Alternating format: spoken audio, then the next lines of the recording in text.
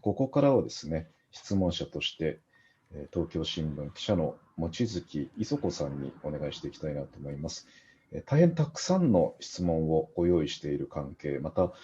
通訳を介しての質問となっていきますので、早速望月さんにバトンをお渡ししたいと思っております。時間が予定では18時45分までとさせていただいているんですけれども、最大ですね、19時ぐらいまでできればなというふうに思っています。それでは、望月さん、よろしくお願いいたします。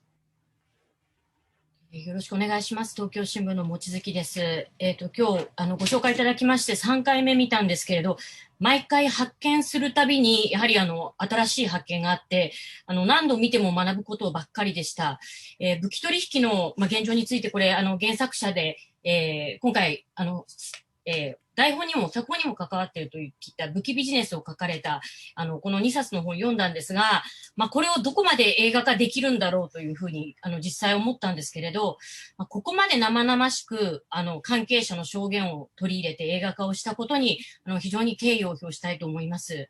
東京でも非常に日本でもおなじみの、サッチャーとかですね、ブレア首相、誰もが知る政治家や、また彼らの親族たちや、そしてその、何度も描かれていたサウジアラビアのバンダル王子、こういう彼らとのつながりというのは非常に見ていてショックを受けました。まず監督の方からお聞きしたいんですけれど、この取引の闇、非常に取引の闇を多岐にわたって描いているんですが、今日最後の方まで見てて一番気になったのは、コロナ禍で忘れがちだったんですが、やはりアメリカが次のターゲットとして考えてるんじゃないかと言われているイランとの緊張関係ですね。オバマ政権でもオバマ大統領はかなり批判的な見解を述べていましたが、その側近であるバイデンさんが、トランプさんを倒して、今度アメリカの新大統領となりました。監督、そしてファインスタインさんから見て、今後そのコロナが収まった以降ですね、イラン対アメリカとの関係はどうなっていくというふうに思っているのか、そしてこの非常に難しい本をそもそも映画化しようというふうに思った理由、それからおそらく妨害行為や嫌がらせというのが非常に多かったんじゃないかと思うんですが、映画化に際してそういうことがなかったか、やはり表現するときに一番心がけた点について、それぞれお話を聞ければと思います。よろしくお願いします。Hello, Johan. Hello, Andrew. This is Mochizuki from Tokyo Shimbun newspaper. This is the third time I saw this film just now, and every time I watch it, I'm deeply moved and shocked. And I have a great amount of respect to the both of you for producing this film and bringing it to the world. It's a very raw and gritty documentary. There are a lot of very famous politicians like Margaret Thatcher, Tony Blair, and their families, and also the close relationship that they had with people like Prince Bandar bin Sultan. So it's a very exposing feature, I would say. And I want to ask first to Johan, in the creation of this film, were there any kinds of threats or fears for your safety while you were creating this movie? And also, I want to ask the both of you what your thoughts are of the ongoing relationship between the United States and Iran, which is said to be the next possible target of the United States. Of course, currently we are in the midst of the COVID pandemic, so perhaps this is not the time that this matter will be most urgent. But if you have any thoughts of what may happen between America and Iran after COVID pandemic has settled down. So first question to you, Johan, is what about the movie first? Why did you decide to create this movie from the book, and what kind of challenges or perhaps threats did you receive while the production? Okay, does everybody hear me? Am I audible? 聞こえますか? All right, okay. Well, of course, the point of departure was the book by Andrew Feinstein, The Shadow World. And the question came from Andrew. And since he had seen my film, he thought it was in the line of what I was doing. And when we started dialoguing, of course, the book is not a film, and I was trying to distillate and in dialogue with Andrew, try to find templates that could actually make it into the film and make a translation from the book. And so there's two lines that actually became very prominent, and one is, and it was already mentioned with those sort of high-profile politicians, is that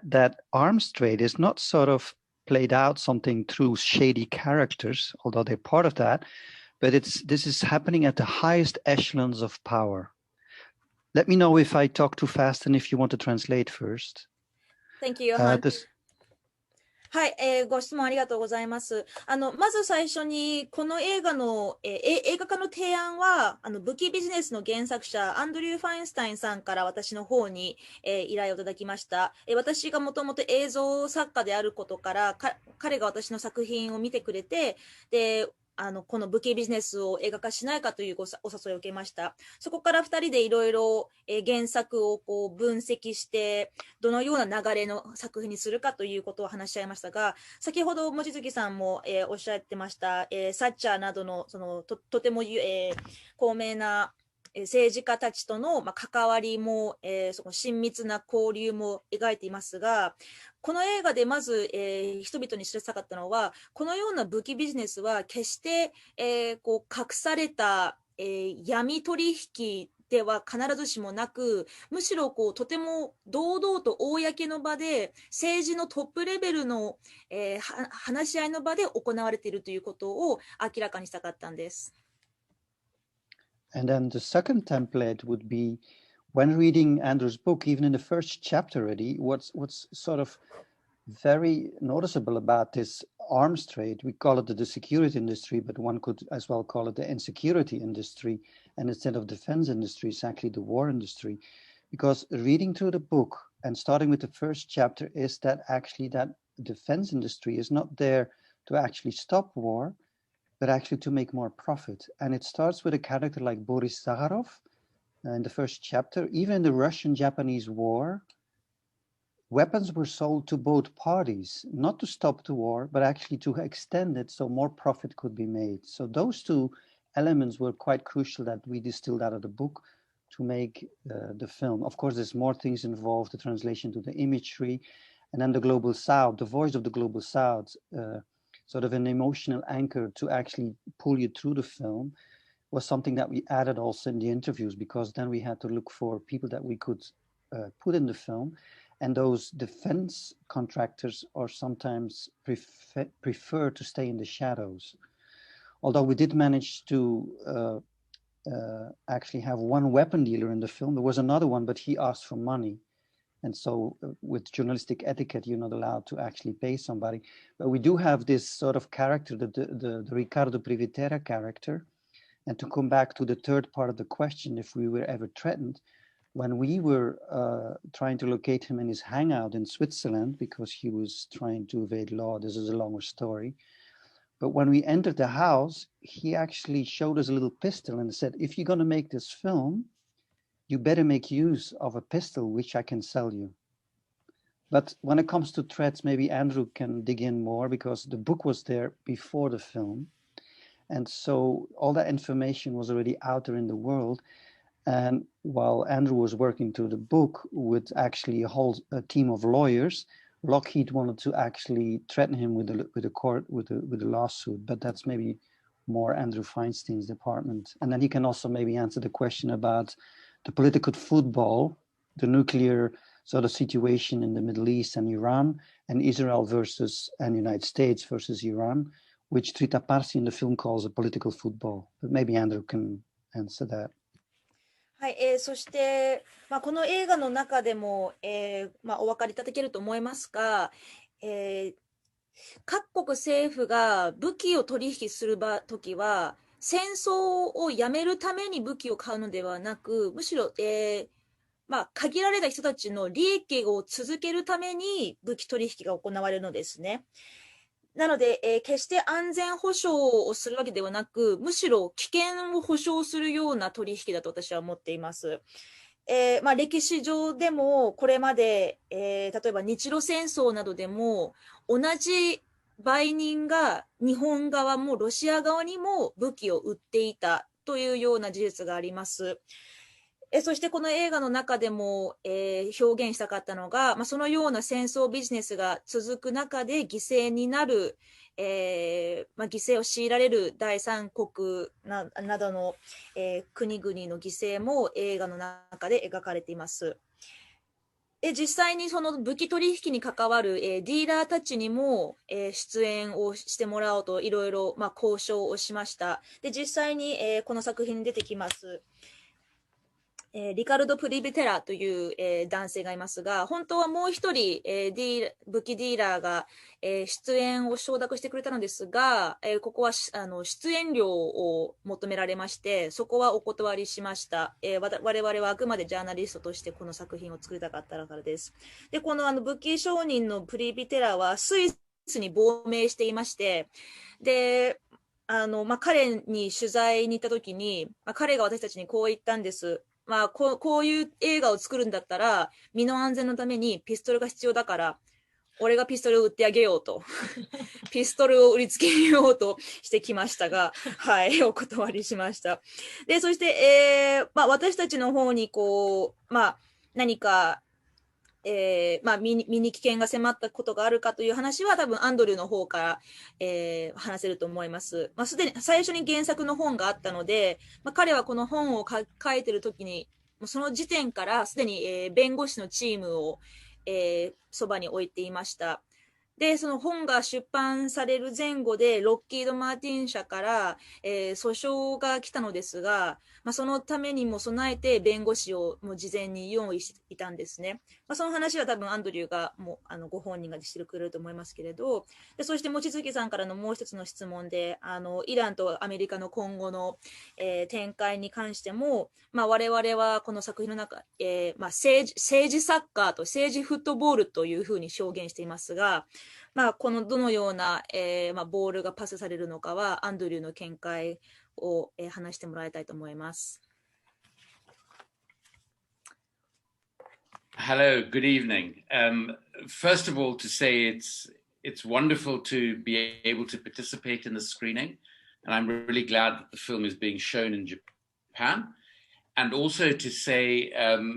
Ms. Mochizuki, how much I respect the journalism that you do, because I think the role of journalists, of researchers, of filmmakers is effectively to speak truth to power. And hopefully that is what this film is doing. I think that what Johan has managed to do with the film, which wasn't easy from such a big book, was to draw out, as he's suggested, the systemic elements of the global arms trade. This film, what the film shows continues to happen repeatedly in terms of those involved in the arms trade, how they behave, and why they behave like they do. And I think the first thing to say is that one of the key drivers or motivations of the trade is the money that it circulates within the political process. And this is as much in the United States, the United Kingdom, where I am, as it is in Japan, where it's the governments in both the buying and the selling countries, the politicians and the political parties, the military leaders, who all benefit materially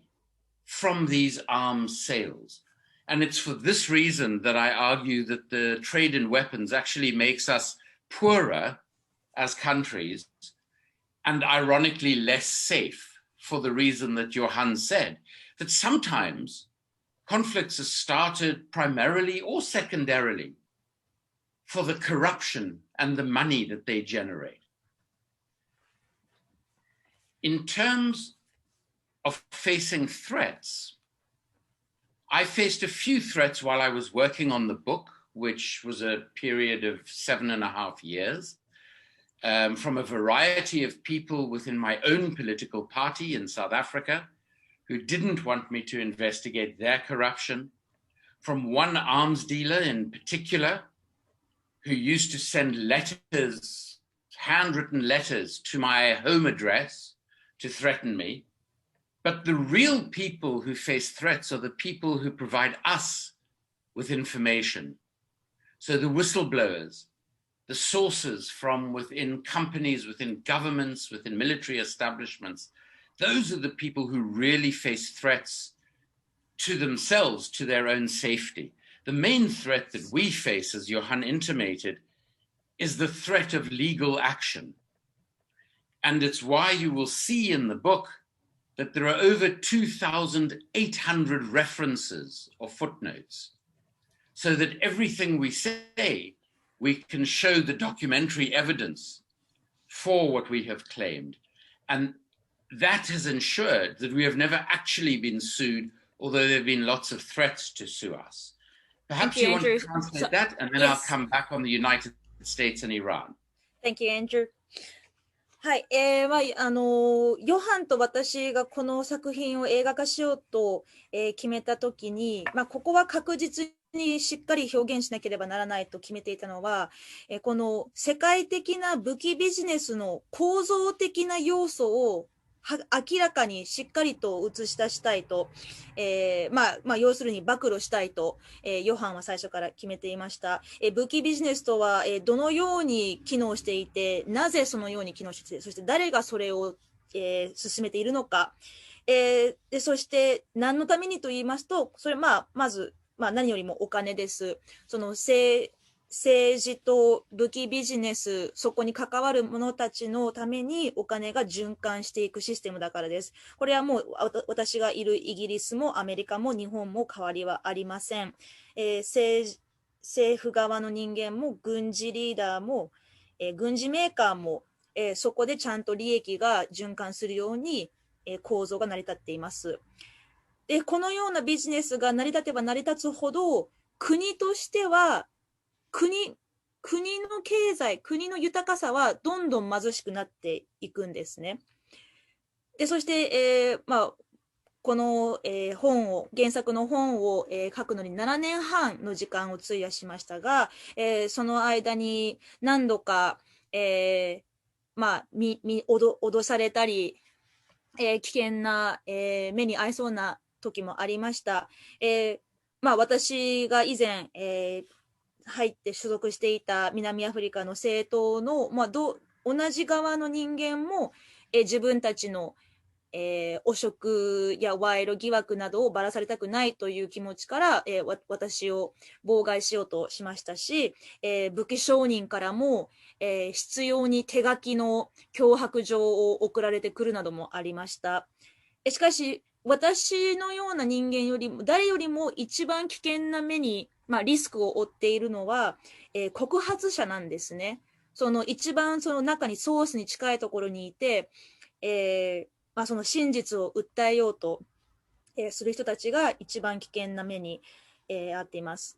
そして、通訳冒頭の、アンドリューさんの言葉をちょっと訳し忘れましたが、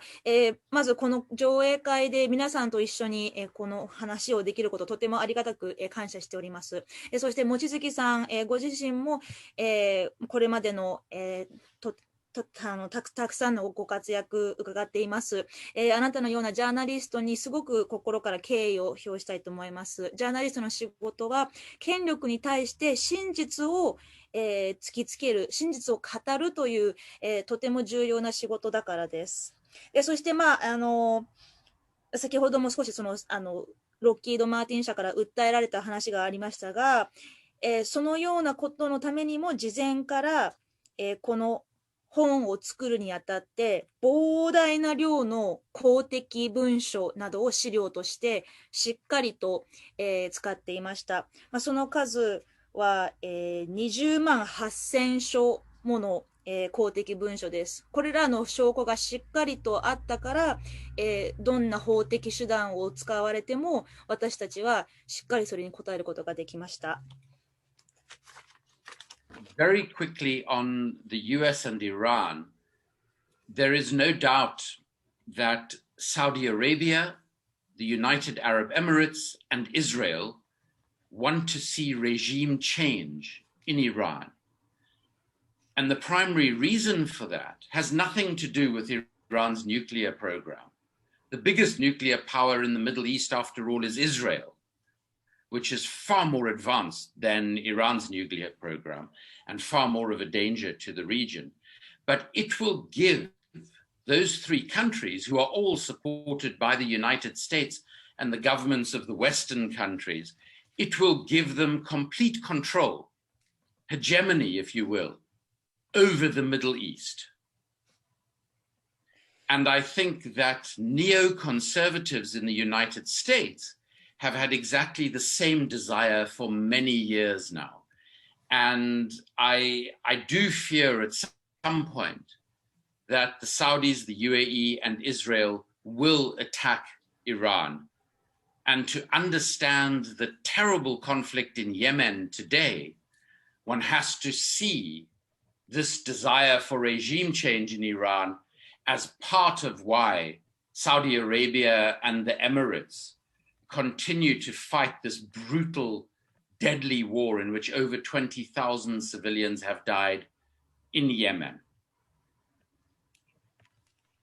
そしてイランとアメリカの今後の展開の、私の考えを簡単に、手短に説明、お話ししますと、確かにアメリカ、そしてサウジアラビア、イスラエルなどの国は、イランの今後の、政治のあり方に、変化を望んでいるでしょう。それはイランが核兵器などを持つ脅威だからではなく、なぜかというと、最も中東で核の兵器を大量に持って、その中東地域への、脅威と言われるべき存在はイスラエルなのですが、彼ら側がイランを、脅威だと見ている、脅かしていると見ているので、今後アメリカ側がイランに、攻撃、宣告をする可能性は大きいと思います。おそらくアメリカ政府側の保守派の人々もそれを狙っているのではないかと思います。で、今のイエメンの現状を見ていますと、もうイエメンではすでに2万人以上の人々が、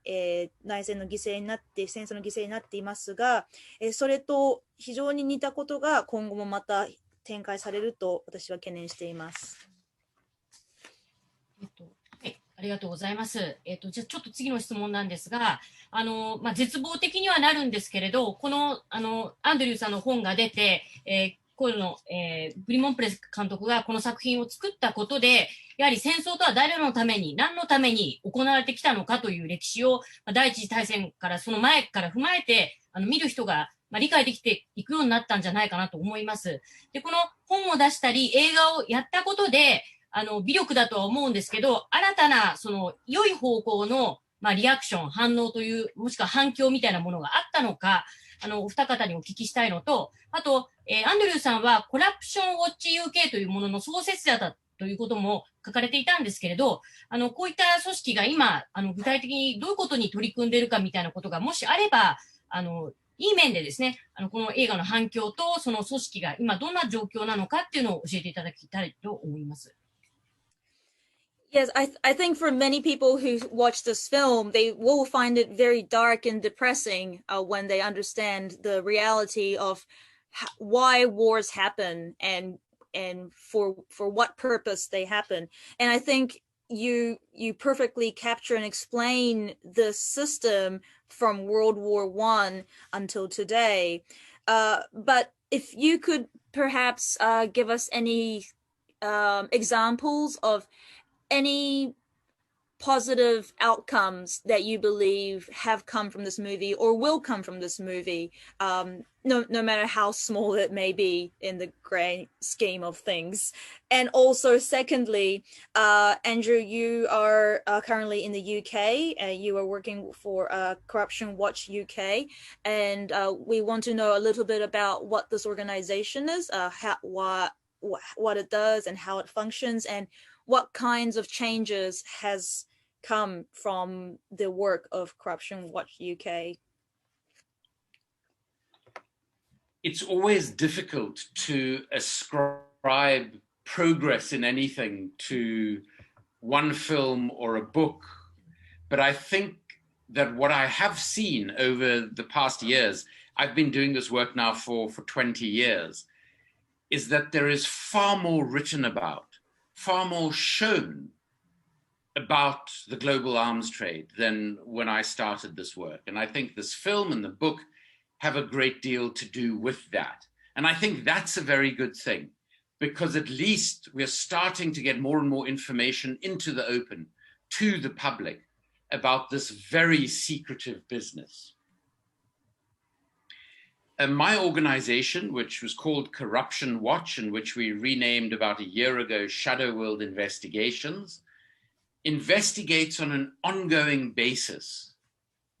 corruption and human rights abuses caused by the global arms trade. So we do reports, other books we've published, films, short social media segments, to try and bring this information into the public domain and to get people to campaign about what their governments are doing in the global arms trade. Perhaps you want to translate that, and then I'll talk a little bit about hope. Thank you. そうですね。一冊の本、一本の映画がこのような変化を生み出しましたとはっきり言うのは難しいと思いますが、ただ私自身はこの、分野で活動を20年ほど続けていますが、この近年で武器ビジネスのこの世界的な武器ビジネスの真相を、明るみに出すような文献でしたりメディアの取材などは、この数年で本当に劇的に増えてきたと感じています。それはもしかしたら、私の本や、ヨハンが作った、この作品が、そのような、事実をたくさんの人々に届けられるようになったことで、それがこうどんどん連鎖して、さらに情報が広まっているのではないかと、自負しております。そして私が、勤めていますコラプションウォッチ UK は、イギリスを拠点に武器ビジネスによる、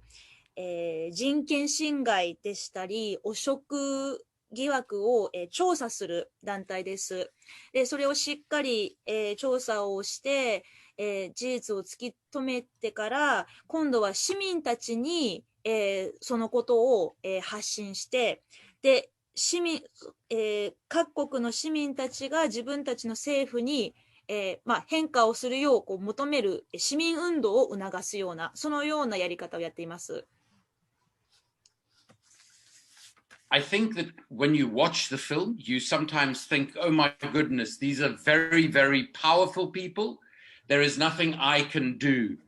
to change this industry, which is so much a part of our politics in the world. But I'll give you 3 very quick examples of results that have come about as a consequence of ordinary citizens taking action. So in my own country, in South Africa, in April of this year or May of this year, I will give evidence against our former president, Jacob Zuma, who received bribes in a very famous arms deal in South Africa that I tried to investigate. So he will go on trial, and I think he is very likely to be convicted, even though that is unusual in the arms trade that anybody actually even gets as far as being on trial, let alone investigated. Let me just translate that part. Sorry. Thank you. Okay.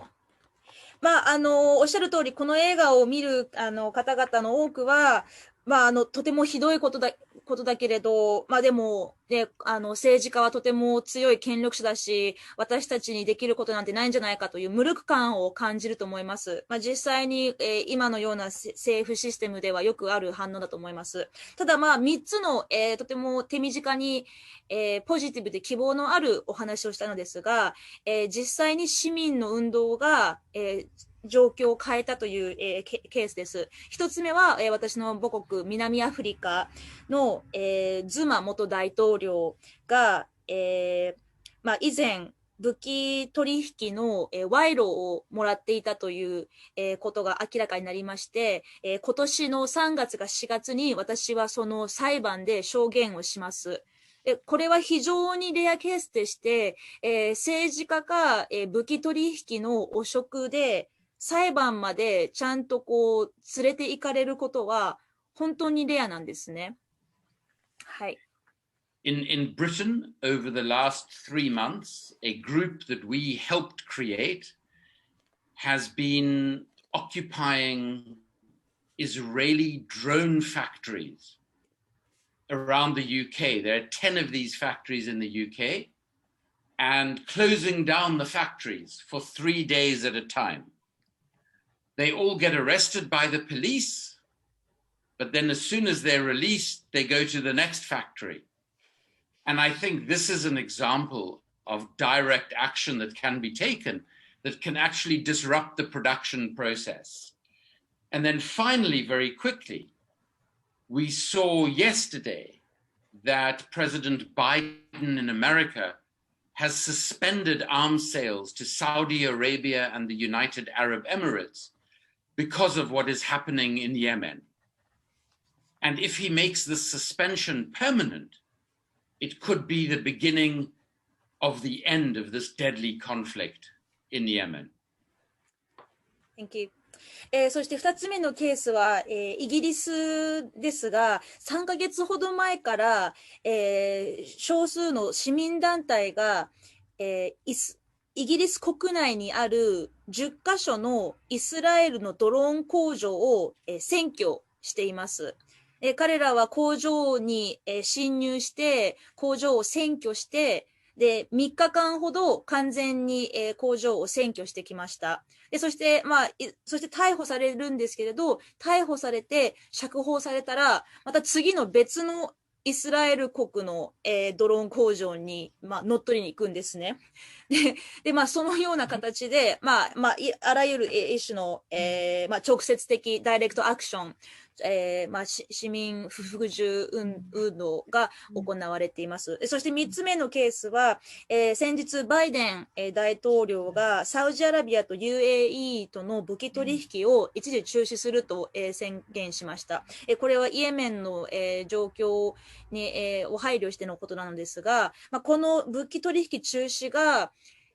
完全な決定的なものであるのであれば、確実に、今中東で起こっていることに、ポジティブな変化が起きると、そこは期待しています。わかりました。本の中にはですね、一部アンドリューさんが、書いたことで、いろんな資料公的資料を使って書いてるんだけど、これが立件される、刑事的に訴追される可能性は、割と絶望視してるっていうふうにあったんですけれど、今そこに変化が出てきてるってことに一つ希望を感じました。それから、東京で言うと、日本で言うと、ナジャットさんという、市民団体が作った、武器取引反対ネットワークという市民団体があるんですが、やはりそこが、防衛企業に対して、武器を作らないでほしい、武器を海外と開発しないでほしいとか、いろんな形で一生懸命、声を出したり、署名を届けたりというのをやってまして、それによって防衛企業側を取材すると、やはり消費者である、市民の人たちが小さい塊とはいえ、ああいう形で、いろんな形でですね、外に、伝えられたり、報告されたり、それをジャーナリストが取り上げられることで、やはりあまり武器ビジネスには日本としては参戦したくないという声も聞かれるようになりました。Yes, it's great to hear some stories of positive and hope, especially hearing about how at one point you thought it was there was very little chance that despite having so much evidence on your hand that any of this would actually be taken to court. But over here in Japan, there are groups such as Najat, which is a citizens group against arms trade. They have been doing protests and signing petitions to the Japanese government to demand that Japan stops trading in the international arms trade. And this may be very small voices of ordinary citizens, but with the help of journalism, these voices can be taken to the world, to the international stage, so that it can be known clearly that the people of Japan are opposed for their country to be involved in such arms trade. すいません、質問に行かせていただきます。でまずグリモンプレ監督に、映画の中で、イラク人の記者が、ブッシュさんにこう靴を投げつける、シーンがありました。でまたオバマ大統領にも、果敢に、無実の16歳の少年をなぜ殺したのかと、戦争責任を追及する女性、アクティビストということでしたけど描いていました。ああいうシーンをどういう思いで入れたかということと、あとそのファインスタインさんには、世界への、私に先ほどちょっと感謝を述べてくれてすごい恐縮してしまったんですが、世界にいるジャーナリストにどういうことを期待するか、ニューヨークタイムズのジョディス・ミラーさんは、イラクに大量破壊兵器があるとか、いろんな報道をしたことが誤報となり、最終的に懲戒解雇されました。また映画でも出ていた、何ですかね、映画にも出ていたクリス・ヘッジス、記者ですね、ニューヨークタイムズの、このイラクへの戦争介入は、問題だというふうに書かれた方が、懲戒されるという、そういう衝撃的なことも起きました。で、ジャーナリストっていうのは、ともすると、ミラー記者のように、CIA はじめ権力者が戦争を肯定化させるための世論誘導の、道具にも使われているというふうに非常に感じます。で、こういう戦争を起こしたい企業側や、権力者の言いなりにならないために、私たちジャーナリストというのはどういうところに、まず気をつけていかなきゃいけない、いくべきかと思いますか？はい。Well, I know we're running out of time, so I still have many questions I want to ask the both of you. Johan, that you included some scenes in the film of the Iraqi man who throws a shoe at George W. Bush, and the scene where the female activist is accusing Obama and questioning Obama why he did not, what he thinks of the case of the 16-year-old boy who was arrested and taken away. What kind of intention did you have when you showed those citizens questioning and criticizing the American presidents? And also to you, Andrew, I'm very grateful, very honored for you to say to express your respect for my work. I'm very humbled. And I want to ask you, what do you think is the role of journalists in this time, in this situation? Judith Miller, formerly of New York Times, was fired once it was discovered that she had been basically being a propaganda tool for the authorities and the CIA about the weapons of mass destruction. And also Chris Hedges of New York Times was also put in hot water for his trying to get to the truth, but obviously getting into the wrong hands. So my question to you, Andrew, is what must we journalists do in order for us to do our jobs and not become tools of those in power? Shall I answer first? Because Please. I think those two questions are tied in, actually. It's about reclaiming the story. And so when we focused on Muntazar el-Zaidi, the Baghdadi journalist who threw the shoe at George Bush, it was actually to draw attention and reclaiming that mainstream story that Iraqi people would flower the sort of liberators, which were basically invaders, but he was reclaiming that story. And so as storytellers, I want to tell a little anecdote. Yuri Avnery, who was an Israeli writer, once asked an Egyptian general, like, how were you Egyptian being able to surprise us with the October 1973 invasion? And the general said, you should actually read less our intelligence reports, but you should have read more our poets. And so the film starts literally with Eduardo Galeano saying, maybe we're not made, as scientists say, of atoms, but we're actually made of stories. We're storytellers. And so it's absolutely crucial to focus on that, to sort of reclaim that story. And so people like Chris Hedges or Muntazar el-Zaidi or other people, Eduardo Galeano, who are featured in the film, or also Andrew Feinstein, is trying to retell that mainstream narrative. And the film is sort of bookmarked with the Christmas truce. And these are hundreds of thousands of soldiers also trying to reclaim their story of what the war was about. They didn't want to kill the one on the other side of the front. They actually wanted to embrace, during the Christmas embrace, they both got out of their front lines and started embracing themselves in the middle of this war zone. And so the film, in essence, is trying also to sort of bookend this whole story, which is sort of, in times of COVID and isolation, etc., it's like a grim story. But still, I think what Eduardo Galeano and that Christmas Truce is basically telling, that our human nature is not actually aimed at that. It's maybe as a story, we want to relate. And this is what Chris Hedges ultimately in the film as well says, you know, if you can't relate, and he talks literally about love, not in love in a sort of Walmart postcard sort of thing, but in a sense of trying to connect to other people, to community, instead of that privatization and stealing the taxes to actually privatize war and make more profit from it, we have to rethink community. And as community, as storytellers, it's time to envision how we actually connect, even if it's through Zoom, but it's to reclaim that story. So now maybe Andrew Feinstein can tell or answer the second part, because it's all related, of course. Yes, thank you. 今のご質問は、2つありましたけれど、2つで1つだというふうに感じました。なぜなら、ブッシュ前大統領に靴を投げたイラク人のジャーナリストの男性は、彼はイラク人たちの彼らの声を、彼らのストーリーを取り戻そうとしたんです。つまり、当時ブッシュ大統領は、イラクの人々は私たちを、迎え入れてくれて、花束を持って迎え入れてくれたというふうに言ってましたが、それは全くの嘘で、そのイラク人として自分たちのストーリーを取り戻すために靴を投げつけたという、抗議に出ました。作品にも出てます。詩人のエドワード・ガリアーノ、彼の冒頭の方ですね、彼の、ある詩がありまして、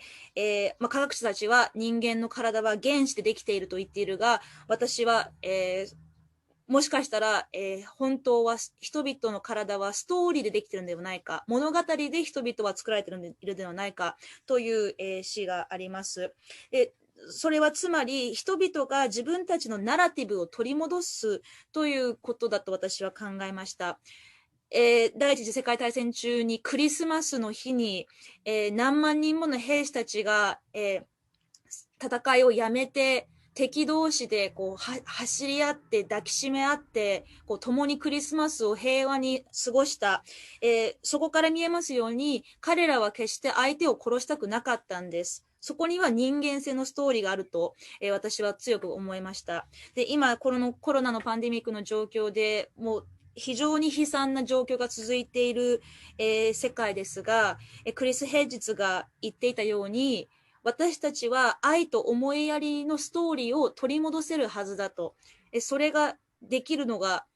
人間だというふうに言っています。つまり、こう、限られた人たちの利益のために物事が進むのではなく、コミュニティの人々の、連帯のために、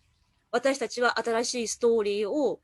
紡ぎ出さなければならないと思います。で、今こうやってズームを通して私たちがこの新しいストーリーの可能性をイメージしているように、始められると思います。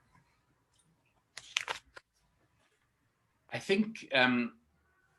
each of these questions are so rich and so deep. Johan and I could spend hours answering each of them. But let me just say very quickly on the issue of the role of journalists. It's wonderful to hear about citizens in Japan taking issue with their government on their arms exports. Journalists' role is to ensure that the citizenry is properly informed. Much of the time, journalists act as public relations officers for governments and corporate interests. And I think we've seen that intensify over the past 10 or 15 years. Also because what we've seen over the past 8 or so years is, as the arms dealer Ricardo Privatera says in the film, politicians have always lied what I think we've seen that is different more recently is that there are no consequences for politicians lying. So President Trump could lie every time he opened his mouth. And if anyone said, no, that's not true, he would start shouting fake news. So more than ever before, the role of journalists is to speak truth to power, to ensure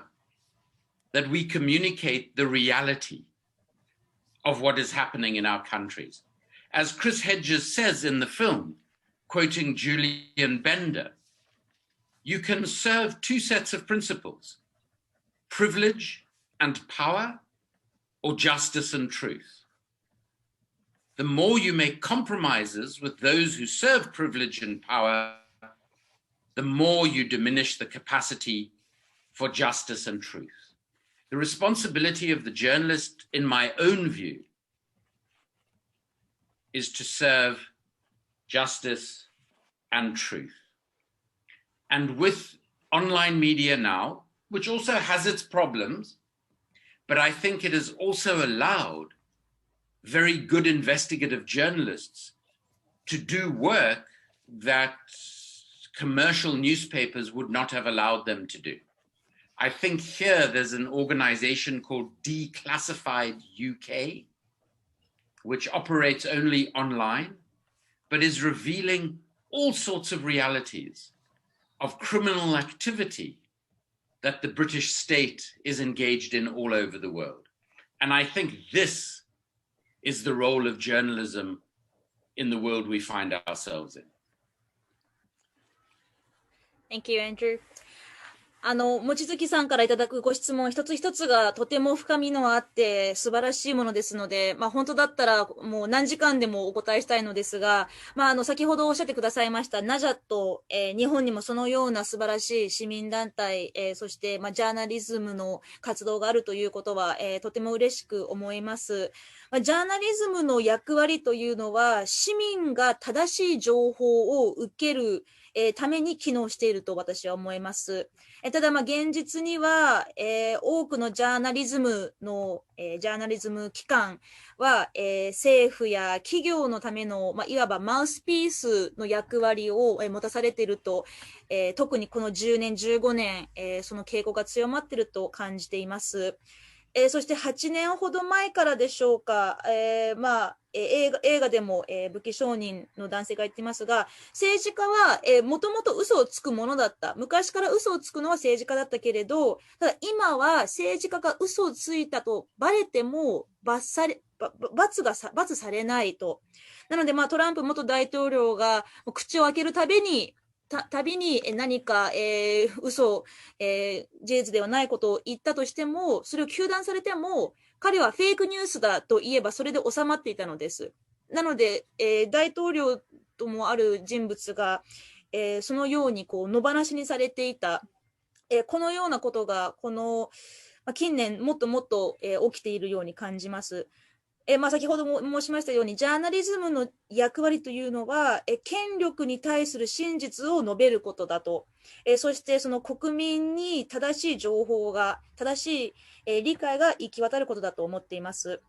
クリス・ヘッジズがジュリアン・ベンダーという人物の言葉を、映画で引用していましたが、ジャーナリズムは権力と、特権を持つ権力、または正義と真実、どちらかにつかなければならない。それは天秤にかけられていると。どちらかに偏るとどちらかが減ってしまう。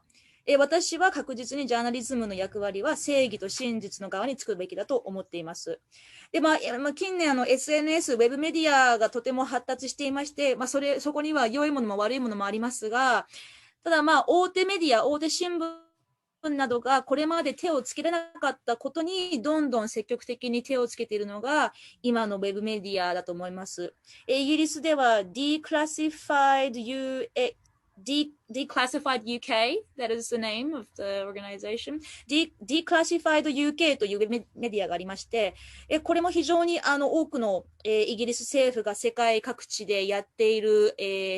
いわば悪事を調査して報道しているという機関があります。なるほど。ありがとうございます。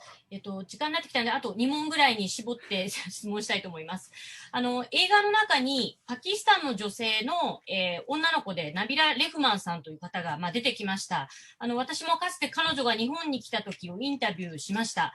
オバマ政権の中で、映画でも何度も出ましたけど、進められていった無人攻撃機、あれで被害を受けて、おばあ様が殺されて、彼女自身も怪我をしたという話だったと思うんですが、インタビューに対して彼女は、アメリカ中心の多国籍軍は、このままだとアフガニスタンを分断してしまうと、400機を超える無人機を投入したけど、むしろテロ行為は今増えていると。無人機による攻撃でなく、教育による支援で、私たちを今いる、ある悲劇から救い出してほしいというふうに訴えていました。で、映画でたくさんあった無人攻撃機かなと思われる空爆のシーンなんですが、今後ですね、いわゆる AI とか宇宙戦争と言われて、人ではなく無人機によるああいう攻撃というのが、拡大していくと思うんですね。で、こういうことに、どう、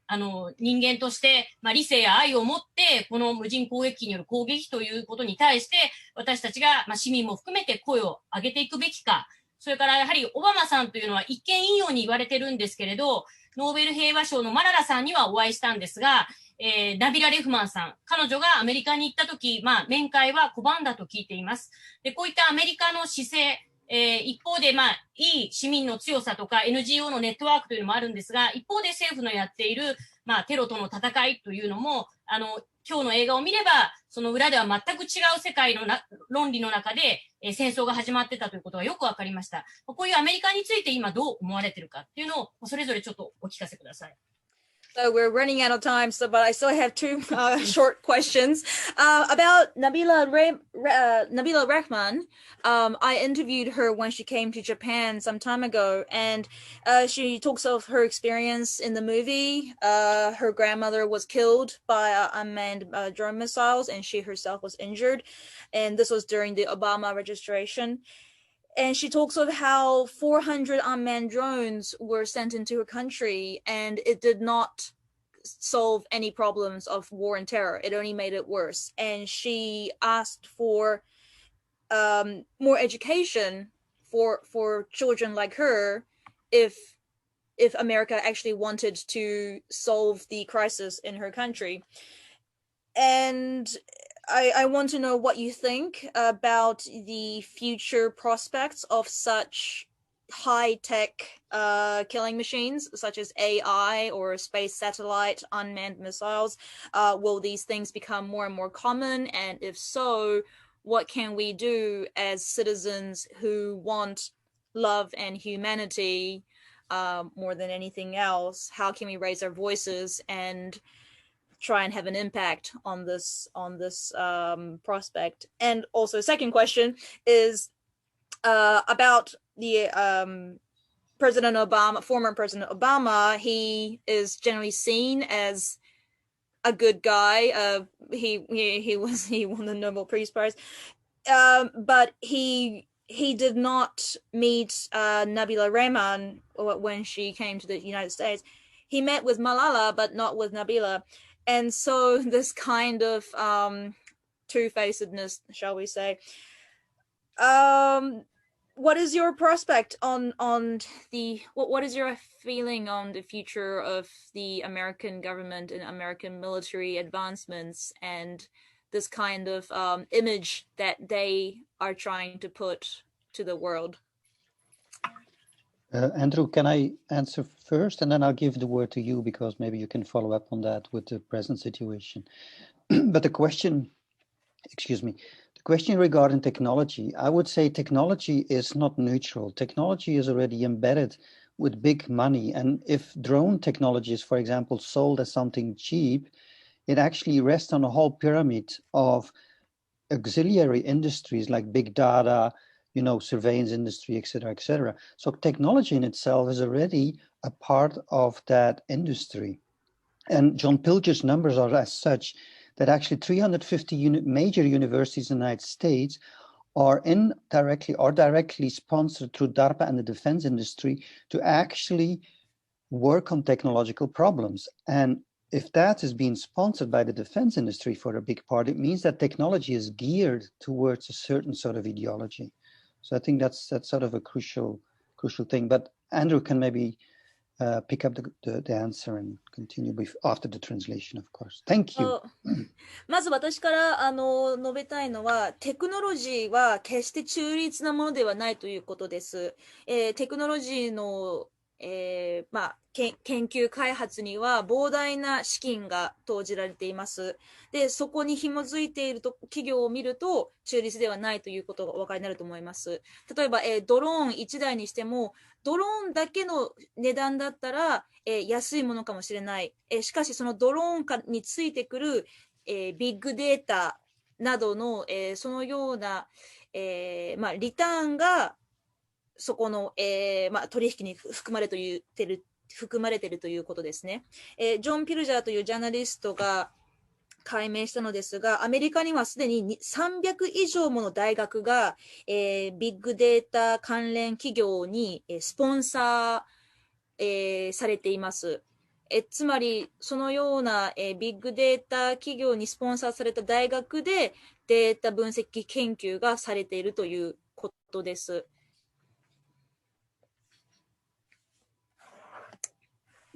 Let me start very quickly, and I'll make my answers as short as I can. But first, I'm going to talk about President Obama, then about AI and drones. We perceive President Obama generally as a good guy, as you said.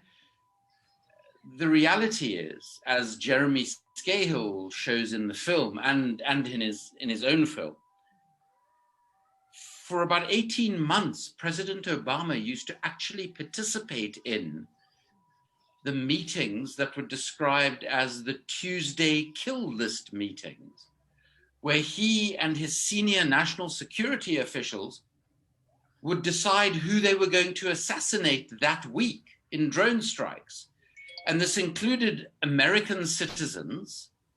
with no recourse to any system of justice or legal process. So I think while someone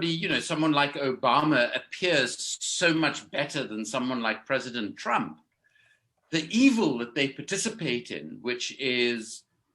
this notion of America as a global empire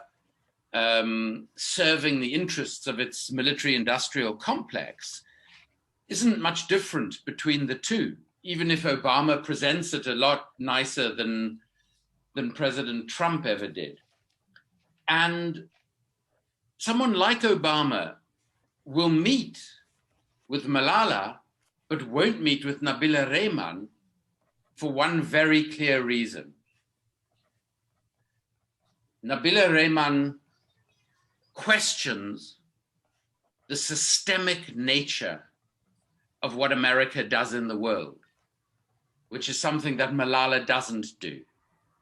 She doesn't threaten the politics and economics of the status quo. And that's the difference between the two and why they tolerate the one and not the other. And I don't mean to diminish Malala by saying this at all. I'm trying to explain why the politicians react differently to two people who've experienced similar tragedy and trauma. The future of warfare and the future of the arms trade is obviously in ever more sophisticated technology, and particularly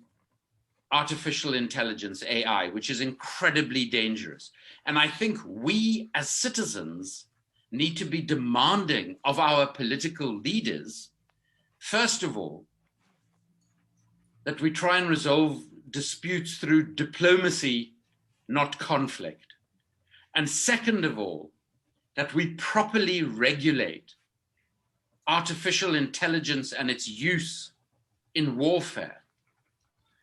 in a way that we haven't properly regulated conventional weapons, which is why we have this out of control, very corrupt, very deadly arms trade in the world today. And let me just finally say, when I say we as citizens need to say, citizenship isn't about voting in an election every 4 years if we're lucky enough to live in democracies. It's about every day holding our leaders to account. They represent us. We pay their salaries. And as Margaret Mead, the American anthropologist, said, never doubt that a small group of thoughtful, committed citizens can change the world. Indeed, it is the only thing that ever has. Thank you, Andrew. まず、手短にですが、オバマの、話と AI とドローンの今後の話にしたいと思います。確かに、オバマ前大統領は、他の大統領と比べると、比較的いい人のイメージは確かに、あったかもしれません。しかし、ジェレミー・スカイヒルが、というジャーナリストが、判明させたように、オバマ大統領、当時は18ヶ月間、1年半も、毎週火曜日、軍事会議に参加していまして、この会議はキルリスト会議と呼ばれていました。つまり暗殺リスト会議、今週は誰を暗殺するかということを、毎週のように会議で話し合ってたという、そういうレポートがありました。なので、トランプよりいい人のように見えていますが、実際には、このアメリカ合衆国という、いわゆるもう帝国のような国が世界のために、世界の平和のために、こんなに、頑張っているというイメージは、果たして真実なのか、そこは我々は追求しなければなりません。そしてオバマがマララさんとは会ったけれどナビラさんとは会わなかった。それはなぜか。それはとても簡単な理由でして、マララさんとナビラさんは、とても似たような経験をしている。しかしマララさんはアメリカの世界への影響力、そしてその構造を批判したり、追求したりしなかった。マララさんはアメリカの権力を疑問視することは、そのような発言はしなかったからです。ナビラさんはした。だからオバマはナビラさんと会わなかった。決してマララさんのことを、悪く言ったりしてるわけではありませんが、比較として、それがマララさんとナビラさんの、大きな違いだということです。そして、今後のハイテク武器技術、この研究開発は非常に危険なものだと、懸念しています。これからどんどんそのような殺人マシーンが進んでいくことに、私たちは市民として、私たちの国の政府に訴え続けなければなりません。戦争ではなく外交で、問題解決を、しなければならないと。そして武器、国際武器条約などの規制が必要だと。これまであまりにも武器取引、武器使用に、規制がなかったわけですから、ここまで来てしまったということです。そして、どうしてもここだけは言いたいんですけれど、私たち市民が声を出さなきゃいけないというのは、決して4年に一度選挙で1票入れればいいというわけじゃありません。毎日私たちが市民として政府を見張ってなければならない。なぜなら私たちが税金で政治家を雇っているからです。なので私たちは、彼らの働きを見張り、ちゃんとしっかり管理する、責任があります。マーガレット・ミードという人が言っていました。市民が世界を変えることなんてできないと思わないでください。これまで世界を変えてきたのは市民の力のみだったからです。ありがとうございます。すいません。これが本当に最後で一つ、日本のことで、一つだけお願いします。日本は、前の安倍政権の時に2014年、武器輸出三原則という武器を売らない、持たない、作らせないという三原則を撤廃して、武器輸出解禁ということに踏み切りました。しかしながら実践経験がイスラエルのようにない日本の武器というのは、世界の武器市場では売れず、せいぜい売れたのがフィリピンに出した、中古練習機の飛行機 TC90 というものの対応ぐらいだったんですが、昨年初めてフィリピンにレーダー4機というのを輸出しました。で、これから日本の防衛省は、輸送機を UAE に送ろうとかですね、いろいろ日本の武器を海外市場に出そうということをやろうとしています。しかしながら本来は日本の憲法9条、そしてかつて持っていた武器輸出三原則というところに、立ち戻らなきゃいけないんじゃないかと、お二人のお話を聞いて感じるんですが、この今の日本の動きについて一言コメントをいただきたいのと、私たち市民のアクション、日本人として何をするべきか、それから先ほど言った兵器の取引の禁止条約というのを作っていく必要があるのと同時に、つい最近、世界50カ国が参加して批准された核兵器禁止条約、これも唯一の被爆国である日本がオブザーバーとしても参加しなかったと、今国内で政府が批判されています。このことについても一言だけコメントをいただいて、今日終わらせていただきたいと思います。すいません。よろしくお願いします。So I absolutely have to ask this last question to you. Japan, some years ago, Japan disbanded the arms export ban that had been in place for a long time and have started to now slowly export and sell secondhand weaponry to countries like the Philippines. We're not very well known for our military expertise like Israel, so we don't have a huge market yet, but already we are selling old TC-90 planes to the Philippines and also radars, and are currently Japan is currently in talks with UAE to sell aircraft carriers. So this kind of shift or this backtrack from what used to be in place and opening up this weapon market that goes against our constitution, the peace constitution that Japan is unique in the world for. I want to get your last opinions on that, and also the very recent nuclear arms, the nuclear weapon ban treaty that Japan did not sign, which is now receiving a lot of criticism from outside and within Japan. So your quick opinions about those two political legal changes regarding Japan, please. Should I go first quickly, and then I'll give it back to Andrew? It's ironically that both Germany and Japan were not allowed to have armies in the defense industry, but actually became economic wonders.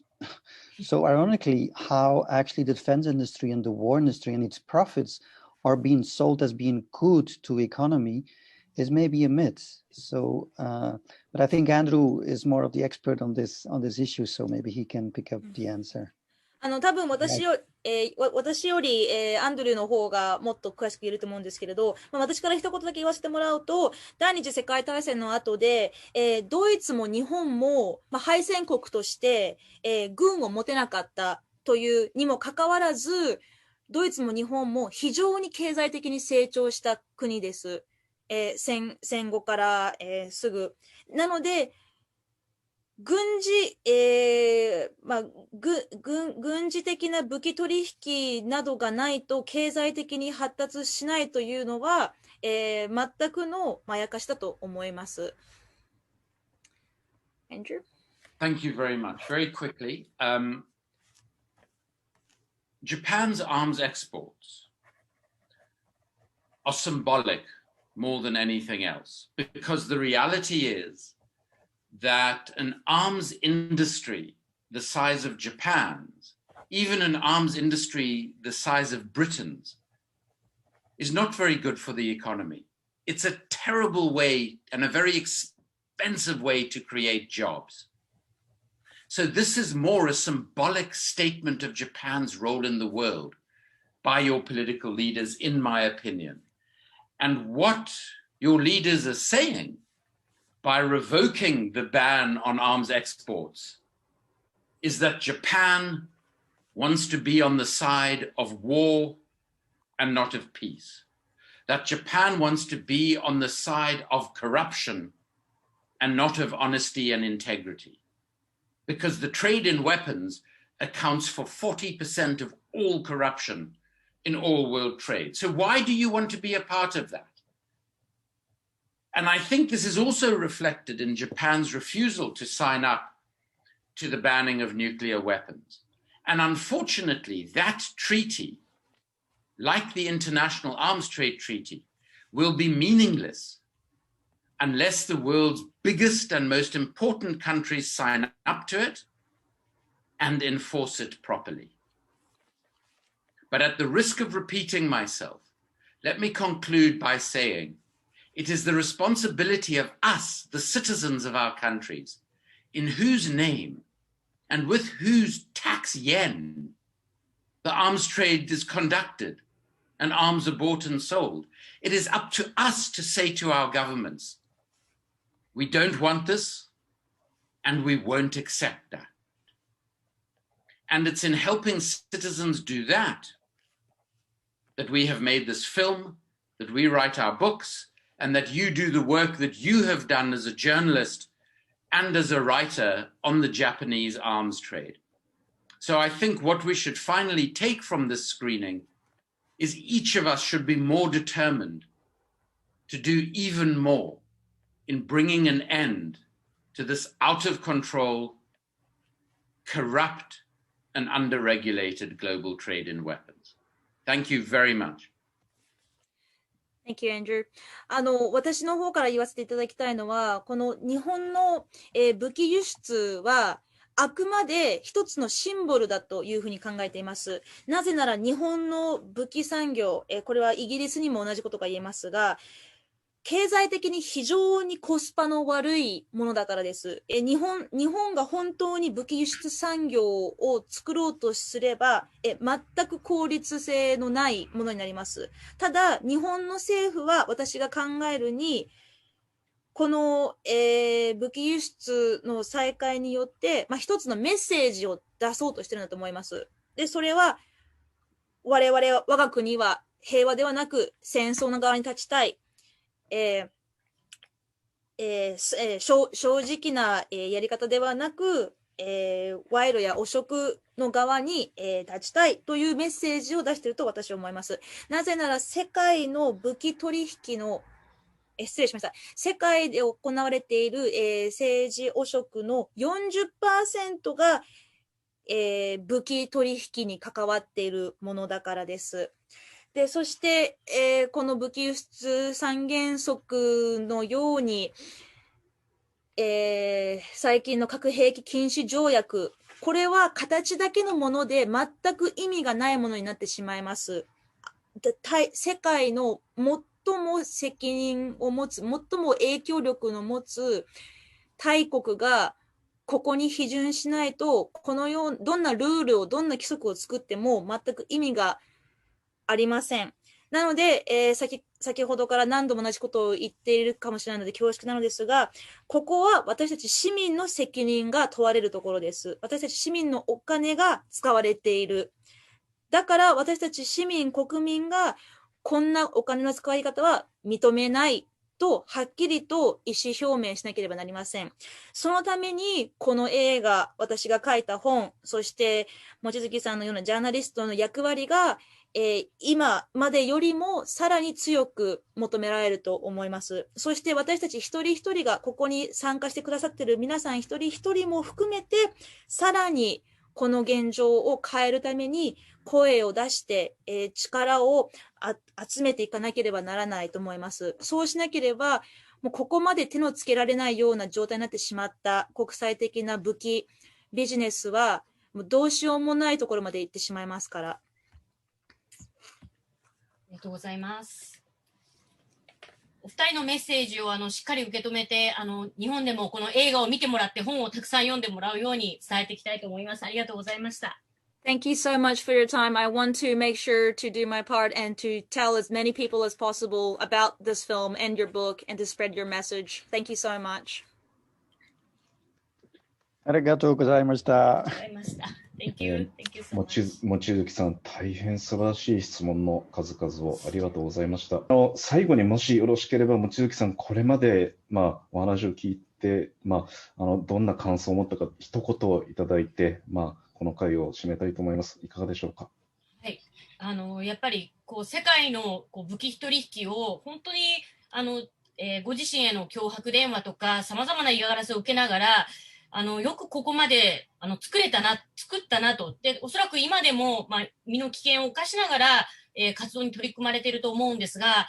お二人がこの本を作り、そしてこの、映画を作ったことで、やはり日本にいる私たちも黙っててはいけないんだなと。やはりもっともっと声を上げて、今日本がやはり踏み込んでいこうとしている武器輸出への動きというのは、もう何が何でも止めなきゃいけない。で、これはやはり小さな、一ジャーナリストではあるんですけれど、やはり皆さんと、世界にいる皆さんとつながって、今日ここで視聴してくれている、視聴者さんのみんなと一緒にやっていけば、小さな声が少しずつ大きくなって、最後はやはり、その政治を変えるのは私たちなんじゃないかなという、非常に大きな勇気を与えてもらいました。本当にありがとうございました。長時間すいません。はい、ありがとうございます。今日長時間で、